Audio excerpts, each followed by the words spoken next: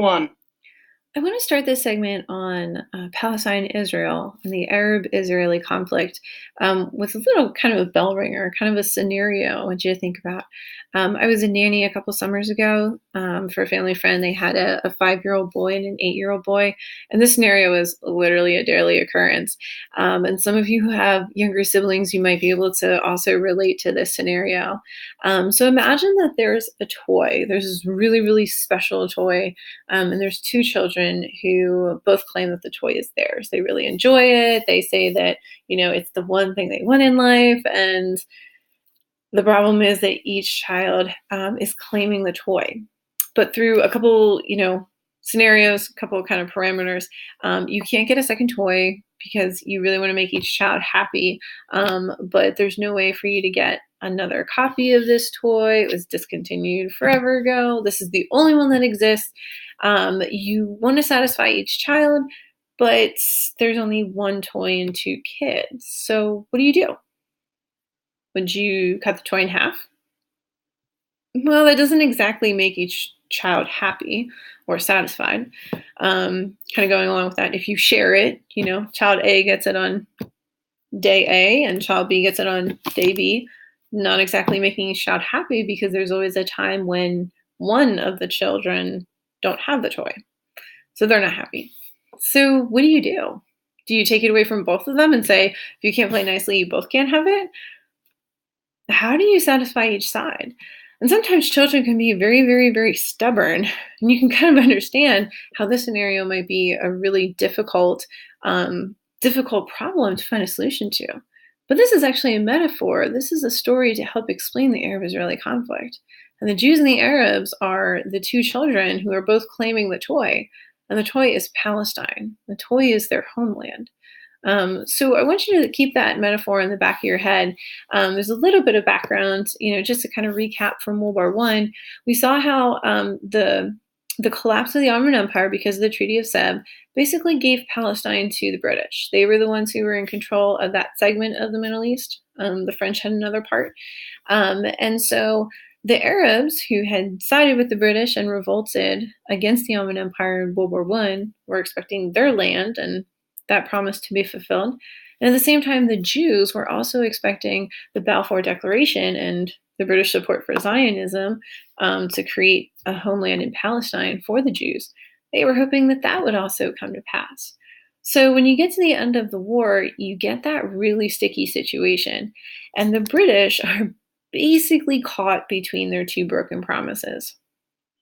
In the 1920s, because the Balfour Declaration was kind of considered like the actual promise that was going to be kept, the Jews did make an official request for that to actually go into law, for them to legally get their land. And while they were waiting for the paperwork, there was tension. A lot of the Jews that had moved to Palestine were not happy with the situation. Neither were the Arabs, who were seeing all these immigrants, saying they were going to create a Jewish state when the Arabs were promised themselves this land. So it was a lot of tension. When some violence broke out, the British basically said, that's it, we're going to limit immigration until we can figure this out. The problem was that they didn't figure it out. And then fast forward until World War II comes, and the British are still controlling that mandate in Palestine all the way to the 20s, through the 30s, and up until the end of World War II.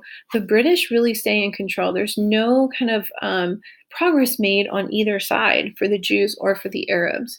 And World War II comes, and that's really just a pause on everything.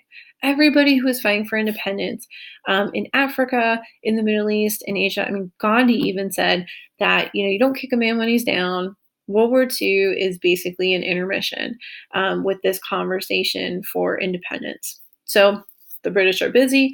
In the meantime, there's still anti-Semitism going on. Hitler was not exactly subtle about his plans to get rid of the Jewish people. Now, he may not have said that he was going to kill them all, but he definitely didn't want them in Germany. And a lot of people will look at the Holocaust and say, not only was it really a tragic event, but it was a pretty harsh treatment of the Jewish population of the world. Half the population of the the Jewish population on Earth, half of it was wiped out in the Holocaust. You guys know the pictures. You know about the Holocaust. You know how terrible it was. And when they made that official request for the Balfour Declaration to go into legality, the world kind of reacted with this whole, okay, now this time we have to do something. The horrors of the Holocaust cannot be undone, but the least we can do is give them a homeland. Because a lot of people thought, well, if the Jews did have a home, they could have escaped the Holocaust. They could have gotten out of Germany or Poland, or they could have escaped the concentration camps and the death chambers. So the world, for the most part, had a lot of sympathy for the Jews. And when the United Nations was created in 47 and then figured some stuff out in 48 and actually made some decisions, this was kind of the direction that they were going in. At the same time, they were presented with this problem. The Jews were kind of the newcomers, okay? The Arabs had been living in Palestine for centuries. They had also been promised land. So how do you justify taking away the Arabs' land and giving it to the Jews? Yes, the Holocaust was horrible. It was originally a Jewish homeland. So there's a lot of entanglement here. There's a lot of kind of strings attached. No matter what you do, no matter who you give the land to, somebody is going to be upset. Just like that story about the children with the toy. But in 47, the UN decided that they had to do something. And in a couple of different areas of the world, they decided to try this idea of a partition. A partition is when you break the land or break things apart into two separate entities. So what they did with Palestine was they broke it into Jewish lands and Arab lands, or Palestinian lands. That's where that term Palestinian comes from. So the problem was that neither side was really happy with what they got. Now, the Jews were excited that they got any land because they were able to claim at least part of their homeland. So they ended up, when the UN partition went into effect and the British left, they ended up unifying their land and calling it Israel, calling it a Jewish state. The Palestinian Arabs rejected the partition, and they said, we will not submit to this. We will not agree to this. This is not even close to what we wanted. We absolutely refuse. The Jews, although they didn't get what they wanted, they did accept the partition, and they united as Israel. In general, it was the world saying, hey, this is the best we can do right now. It wasn't a solution for anyone, but it is what it is. It was better than no land, but nobody was really happy. So fast forward to the following spring, May 1st, the British left, and it was announced that the Jews were going to unify under one Jewish state. Well, that didn't work so well because the Arabs were not happy with that. They felt that that was an illegal takeover of the land that was technically Arab land. And so the surrounding the surrounding Arab lands attacked the new Jewish state, like literally the next day. The British left May 1st. Okay, maybe it wasn't the next day. I think it was like 2 weeks later. The surrounding Arab nations attacked. And when you see this map, you'll be like, oh my gosh, Israel should have never won absolutely anything. Israel is this tiny nation, 3 days old. They should have never been able to win the war. But not only do they end up winning the war, they end up getting more land than that was actually given to them in the partition. They have some pretty powerful allies like the United States who can give them some financing and some weapons. But a lot of the problems will stem from this problem with the land. So this was called the 1948 War, when the British left and the Arab nations ended up attacking Israel. They ended up winning the war.